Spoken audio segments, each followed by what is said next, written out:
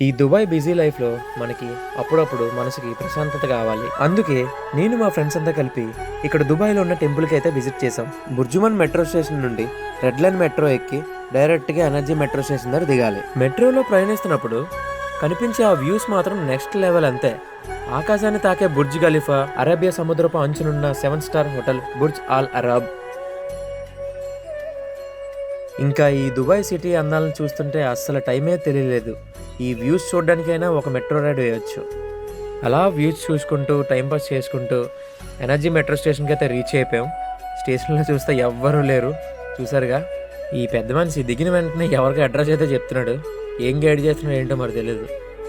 Energy metro station నుంచి ఒక 10 నిమిషాలు అలా నడుచుకుంటూ వెళ్తే మనల్ని ఆహ్వానిస్తూ అద్భుతమైన టెంపుల్ అయితే కనిపిస్తుంది.